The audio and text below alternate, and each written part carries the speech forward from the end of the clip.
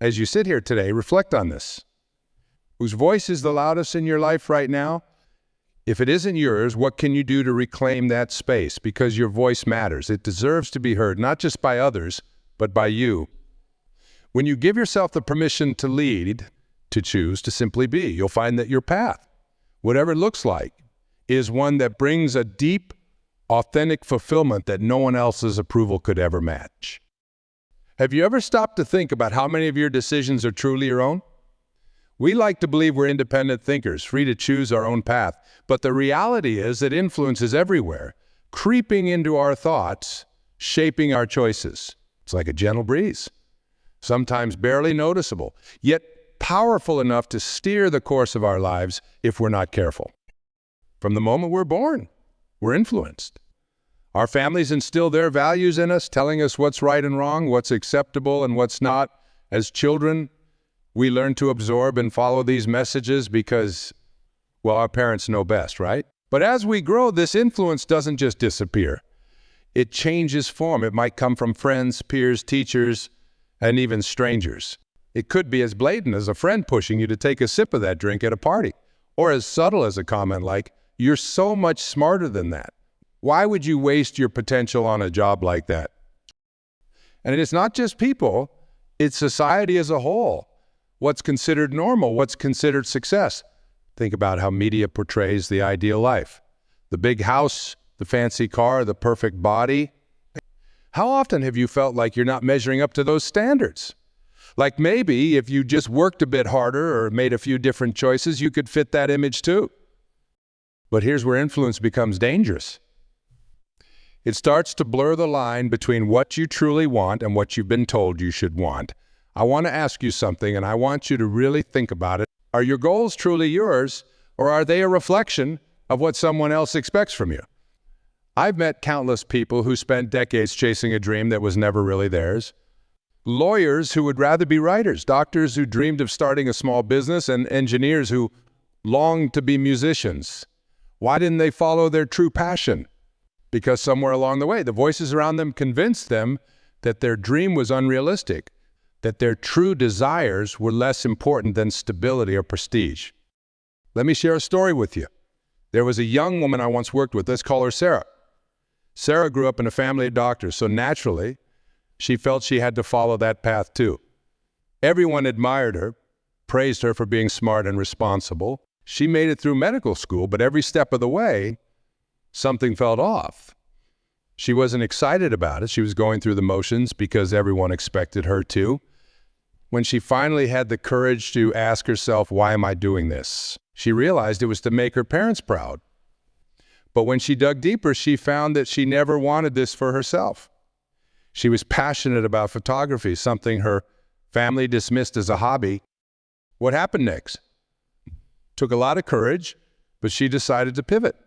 She left her medical career behind and pursued photography full-time. It wasn't easy and it didn't happen overnight.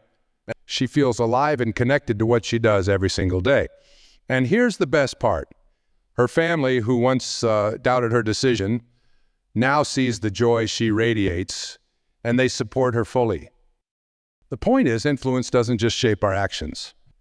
It shapes our perception of what's possible. It molds the framework within which we see our lives. And it happens so quietly, so naturally, that most of us don't even realize it. We accept it as the way things are without questioning it. Think about the goals you've set for yourself. Are they genuinely what you want, or are they what society has told you will make you happy? You see, influence is like a pair of tinted glasses. You put them on and suddenly everything looks a certain shade, but you forget you're wearing them. What you see becomes your reality. That's why it's so important to pause and take those glasses off every now and then. Ask yourself, is this belief mine or did I inherit it? Does this goal excite me or does it just sound good on paper? It's not always easy to recognize when you're being influenced, especially when it's coming from people you love or respect.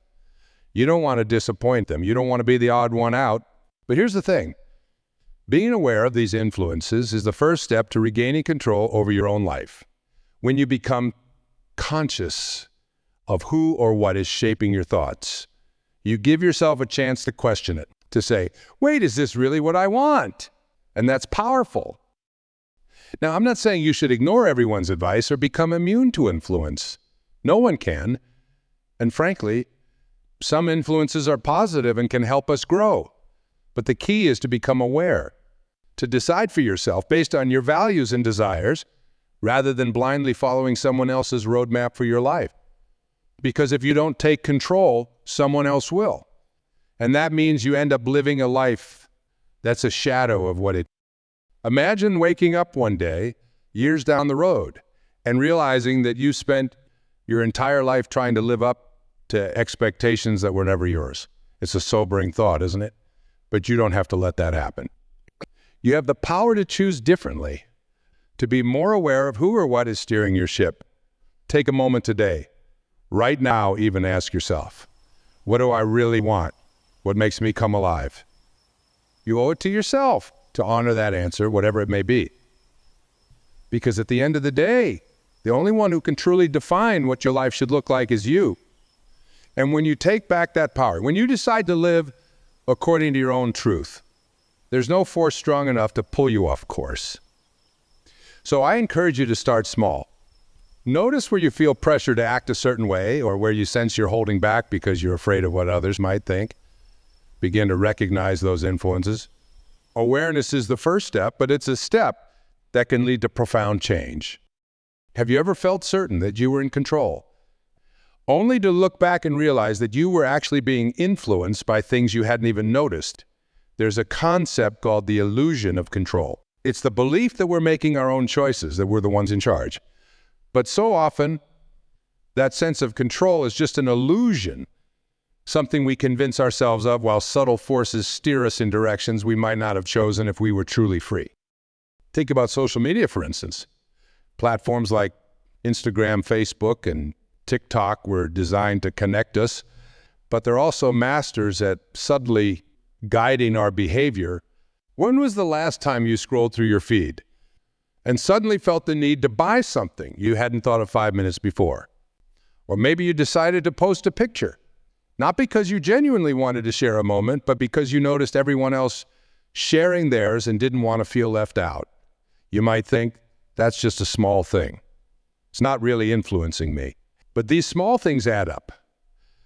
They nudge us towards certain thoughts, feelings, and actions, all the while giving us the impression that we're the ones making the choices. And then there's FOMO, the fear of missing out. It's become so common that we almost treat it as normal.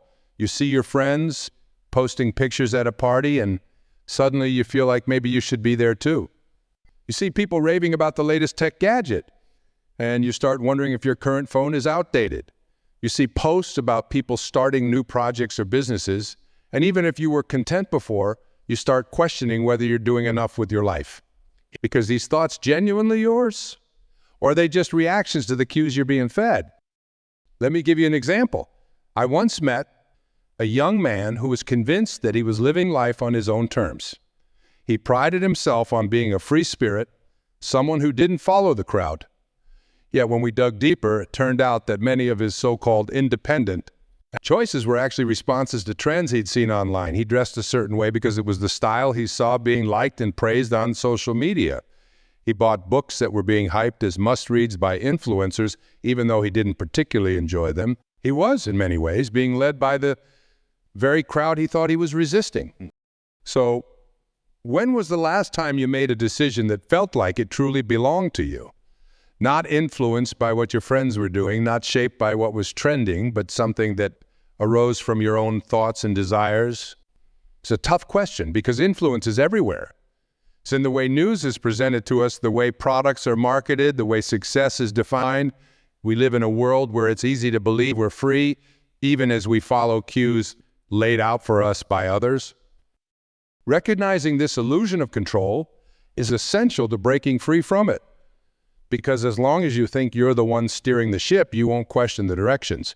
You'll accept the course as your own, never realizing that you're simply being carried along by a current you didn't create. But when you start to see how these influences shape your thoughts and actions, you gain the power to pause, to question, to decide if this is truly the path you want to take. Let's look at another example, trends in lifestyles. There's a growing wave of people touting minimalism, claiming it's the key to happiness. For some, this lifestyle shift might be liberating, but for others, it's just a new standard to live up to, another way to measure themselves against others. They might declutter their homes, post pictures of their bare countertops and organized closets, feeling a sense of accomplishment. But if you ask them, why are you doing this?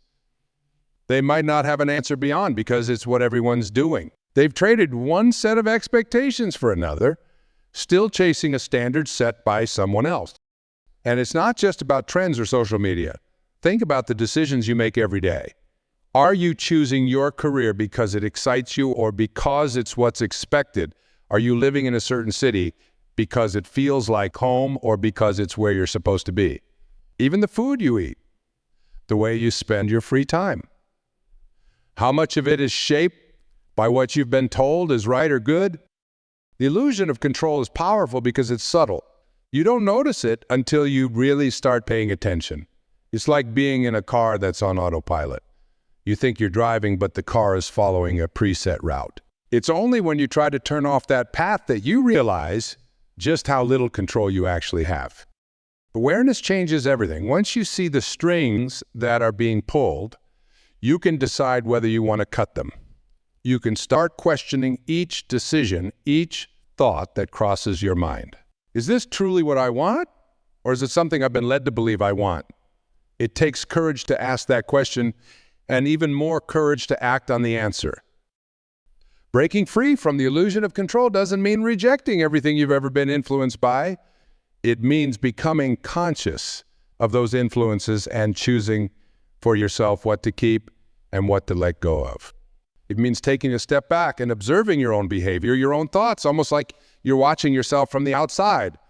Why am I doing this? Why does this matter to me? Is this goal, this desire coming from a place of authenticity, or is it just something I've absorbed from others? And it's okay if you don't have all the answers right away.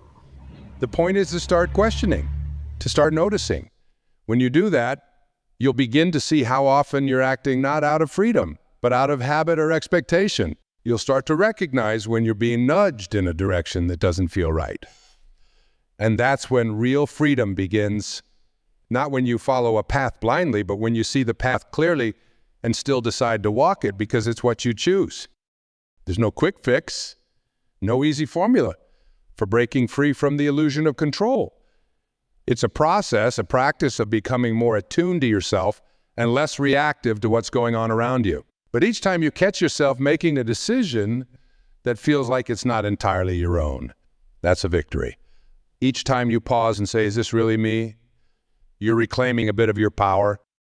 When was the last time you made a decision that felt truly, deeply yours?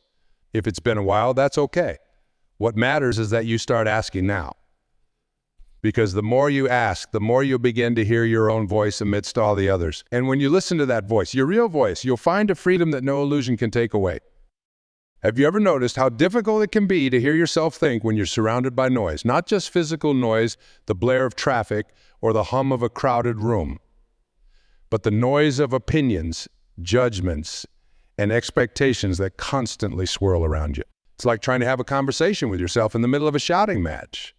There's so much input, so many voices telling you what you should be, should do, should want, that you lose touch with the most important voice of all, your own.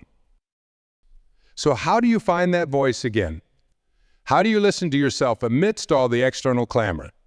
The first step is to embrace the power of silence. And I'm not just talking about turning off your phone for a few minutes or finding a quiet spot. I'm talking about real, intentional solitude. The kind where you're not just avoiding distractions, but actively creating space to hear what's going on inside. Because in that silence, you begin to differentiate between the voices of others and the one voice that truly matters, yours. Let me share a story. There was a man named John who had spent most of his life running a business that everyone in his family expected him to take over. He was good at it, made a solid living, and everyone told him he was lucky to be in such a stable position. But John felt a persistent restlessness, a quiet voice that kept whispering, this isn't what you want. He tried to ignore it, told himself it was just a phase. Yet the more he drowned himself in work, the louder that internal discontent became. So one day, almost on a whim, he took a leave of absence. He rented a small cabin away from the city, shut off his phone, and just sat with himself for a few days. No agenda, no distractions, just silence. The first day was uncomfortable. He kept reaching for his phone out of habit. Thoughts raced through his mind, making it difficult to sit still. But slowly, as the hours turned into days, a strange thing happened. He began to hear himself clearly for the first time in years. He realized he'd been suppressing a desire to paint, something he hadn't done since college. It didn't mean he was going to become a full-time artist, but reconnecting with that part of himself, the part he'd silenced for so long, gave him clarity. He returned to his business with a new perspective, more connected to his own needs and less concerned with others' expectations. John's story isn't unique. So many people go through life with that quiet, unsettled feeling, never realizing that what they're longing for isn't more success or more approval, it's more of themselves. But finding that can be challenging, especially when we're so used to filling every moment with activity or the opinions of others. And I tell the difference between my voice and the voices of others. It's a crucial question because the line can blur easily.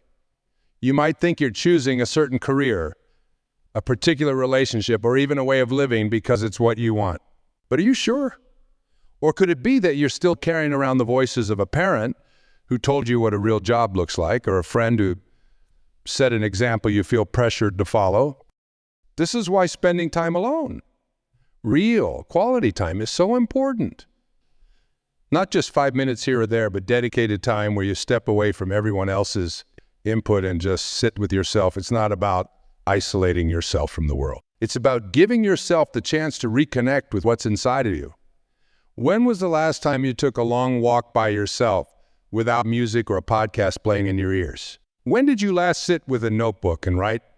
Not for anyone else, but just to capture what's going on in your own mind. There's a reason why so many people, when faced with big decisions or times of crisis, instinctively feel the need to step back, to retreat into solitude, because in that space, away from the noise, you can finally hear yourself again. Why don't ask yourself the questions that truly matter? What do I want? What makes me feel alive? What kind of life do I want to create? Silence can often speak louder than any external opinion.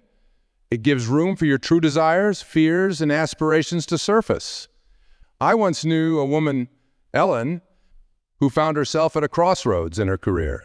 She was a marketing executive, successful by all traditional measures, but deeply unhappy. She felt trapped, overwhelmed, and couldn't understand why. Everyone around her told her how lucky she was, how envious they were of her position. So she kept pushing through until one day, she decided to take a solo camping trip. Just her in the wilderness, away from screens, schedules, and social pressure. The first few days were tough. She felt anxious, her mind racing with thoughts of all the things she should be doing. But then, as she sat by a campfire one evening, she felt a deep calm settle over her. She realized something profound. She didn't have to keep chasing a career that drained her. Just because it looked good on the outside, what she really wanted was to work with her hands to create something tangible. She remembered how much joy she found in pottery as a teenager. That realization shifted everything for her.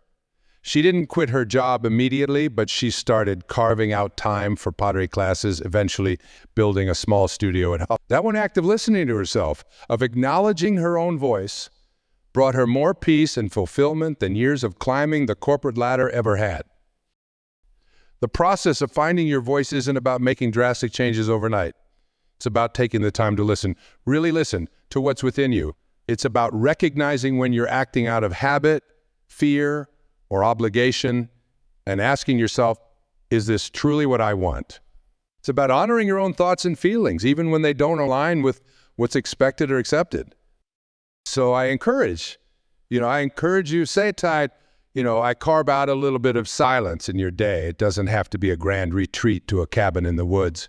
It could be as simple as waking up a bit earlier and sitting quietly with a cup of tea or turning off the radio during your drive and letting your thoughts come and go. Notice the thoughts that surface. Pay attention to the feelings that arise. Don't judge them or try to change them, just observe. This is where clarity begins. This is where your own voice starts to break through the noise. Finding your voice is an ongoing process. It's not something you do once and then move on from. It's a practice of consistently tuning in, of stepping away from the chatter and giving yourself space to hear your own thoughts.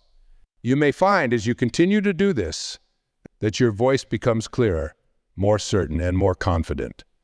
And as that happens, you'll also notice something amazing. The more you listen to yourself, the less the opinions of others will sway you. So take that time. Give yourself the gift of your own presence. In a world that's constantly trying to pull you in 1,000 directions, learning to stay anchored in your own voice is perhaps the greatest freedom you can have. It's a natural instinct, wanting to be liked, to be accepted, to fit in. We've all felt it at some point. That twinge of fear when we're about to express an opinion that's different. When we think about making a choice that others might not approve of, or when we consider following a dream that seems to go against the grain. This fear of judgment, of rejection, it's a powerful force. And it's often what leads us to let others control us. Not because we can't make decisions on our own, but because we're terrified of what will happen if we step outside of the lines others have drawn for us. But ask yourself what's really at stake when we let this fear take hold. Why do we care so much about the opinions of people who don't live our lives, who don't know the depth of our dreams or the reality of our struggles? We want to belong. We want to feel valued, right? But here's the catch. If we spend our entire lives trying to fit into the molds others have set, we risk losing the most precious thing we have, ourselves. Think of some of the most admired figures in history. These are people who stood out, who faced harsh criticism and yet refused to bow to the pressure of fitting in. Look at someone like Galileo, who dared to say that the earth was not the center of the universe, even when the world condemned him for it. He wasn't praised at first. He was ridiculed, shunned, and even persecuted. Or take Martin Luther King Jr., who spoke out against injustice and faced not just criticism, but threats and violence. He chose to continue speaking his truth despite knowing the danger. And then there's someone like J.K. Rowling, who was rejected by multiple publishers before Harry Potter became a household name. Imagine if she'd let those rejections stop her. What a loss that would have been, not just for her, but for all of us who found magic in her stories. What do all these people have in common? It's not that they were fearless. Fear was very real for each of them. What set them apart was their decision to act in spite of that fear, to choose being true to themselves over being accepted. They knew that living authentically was worth more than the approval of others. Now let's bring it back to you. Think about your own life for a moment. How many times have you held back because you were worried about what others might think? Maybe you wanted to pursue a different career, but someone close to you made a comment that it wasn't practical. Or maybe you've hesitated to voice your true opinion because you feared being judged. How many times have you dimmed your own light to make others feel comfortable? We're conditioned from a young age to believe that fitting in is the way to happiness. But think about it. Is it really? Would you rather live a life where you're constantly pleasing others, always worried about maintaining a facade that's acceptable? Or would you prefer to face judgment and live a life that's truly yours? A life where you can look back and say, I was true to myself no matter what. The reality is, people will judge you no matter what you do. You could follow every rule, meet every expectation, and still, someone will find fault. So why let that fear dictate your choices? Why give others the power to decide what's right for you? Embracing discomfort, rejection, and criticism is not easy. But every time you do, you're strengthening your connection to yourself. You're proving that your voice matters more than the noise around you. Think of a time when you faced judgment or rejection. Maybe it was for something as simple as your taste in music or significant as your choice of career. What did that feel like? Did it make you want to conform, to change, to hide that part of yourself? That's the power judgment can have when we're not careful. It makes us question our worth. But here's something to consider. So judgment is often a reflection of others' fears, not your own shortcomings. When people criticize, it's often because you're showing them something they're uncomfortable with. Maybe your courage to be different, your willingness to take risks, or your decision to stand by your values. So when you face judgment, see it as a sign that you're stepping into your own. See it as a sign that you're living authentically, that you're no longer willing to shrink yourself just to make others comfortable. Remember that every time you choose to stand up for yourself, to follow your own path, you're not just pushing through the fear of judgment. You're growing. You're becoming the person you were meant to be, the person only you can be. Think of someone like Steve Jobs. He was fired from his own company, the company he built from scratch, because he didn't fit the mold that the board wanted. Can you imagine the rejection, the judgment he must have felt? But did he let that define him? No. He took that moment and turned it into an opportunity to reflect, to grow, and to come back stronger than ever. He faced judgment and rejection head on and ultimately created something even more powerful. Or look at Oprah Winfrey. Early in her career, she was told that she wasn't fit for television. Imagine if she had let that judgment hold her back, if she had accepted others' opinions over her own. We wouldn't have the Oprah we know today, the one who broke barriers, challenged stereotypes, and built an empire based on authenticity and connection. The point is, every time you face judgment, you're at a crossroads. You can either let it push you back into a box where you're safe but small, or you can use it as a reminder that you're stepping into your own, that you're living a life that's aligned with your truth. Sure, it's uncomfortable. It's painful even. But that discomfort is a sign of growth, of transformation. It's proof that you're no longer living for others, but for yourself. So the next time you find yourself hesitating because you fear judgment, ask yourself, who am I really trying to please? And is the approval of others worth losing myself? More often than not, the answer will be no. The price of conforming, of silencing yourself to fit in, is far too high. Embrace the discomfort. Let rejection and judgment be your teachers, not your jailers. See each criticism as a step closer to finding your own strength, your own voice. After all, the world doesn't need more people who blend in. It needs people who are willing to stand out, who are brave enough to be themselves no matter what. That's where true freedom lies. Not in being liked by everyone, but in being fully, unapologetically yourself. Wouldn't you rather face judgment and live authentically than live a life that's a compromise, a watered-down version of who you truly are? When you start to live like this, you'll see that the people who judge and criticize aren't the ones who matter. The people who matter are the ones who are drawn to your authenticity, who respect your courage to be real. So step into that discomfort. Face the judgment. Use it as fuel to go deeper into who you are. Because the moment you decide that your own opinion matters more than anyone else's, you reclaim your power. You start living not for them, but for you. And that's a life worth living. You see, being true to yourself doesn't mean that you have to shut people out. It doesn't mean that you have to walk away from every relationship or live in isolation. In fact, one of the greatest strengths you can cultivate is learning how to be yourself, fully and authentically, while still maintaining meaningful connections with others. It's about striking a balance, a dance, if you will, where you honor your own truth without disregarding the value of healthy relationships. When you choose to set boundaries, you're not distancing yourself from others. You're inviting them to see and respect the real you. And in that space, genuine, fulfilling relationships can flourish. Boundaries aren't a rejection of others. They're an acceptance of yourself. Practice them with grace, with compassion, and with the confidence that you're worth protecting.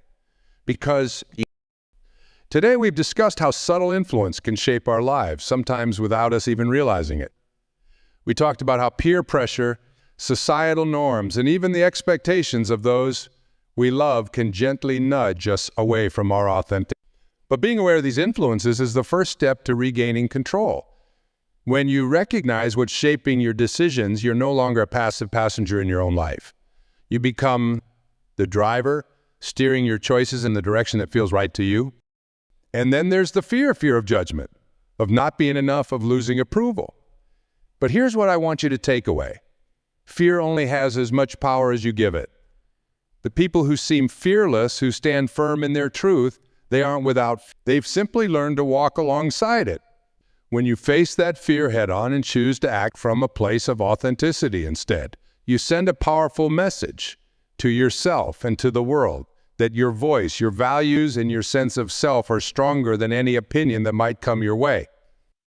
You've also heard about the importance of boundaries. Without them, it's easy to get lost, giving so much of yourself to others that you forget to leave space for your own needs and desires. Boundaries aren't walls that shut people out. They're bridges that invite healthy interaction. When you say no to others, you're actually saying yes to yourself, and that's a commitment worth making. Imagine a life where you feel safe in your own space, where you engage in relationships that uplift rather than drain, where you're confident enough to honor your needs without the weight of guilt or shame. That's the power of boundaries. And finally, the heart of it all, living authentically. To live authentically is not about being perfect or having everything figured out.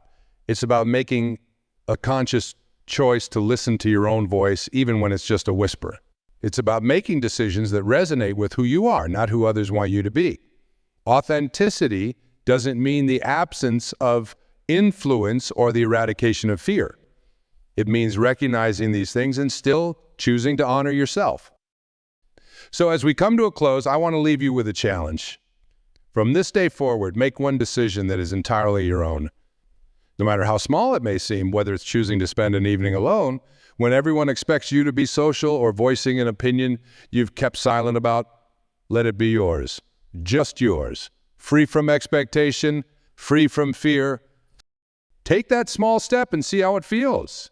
It might be a little uncomfortable at first, but that's okay. It's in those moments of discomfort that growth happens.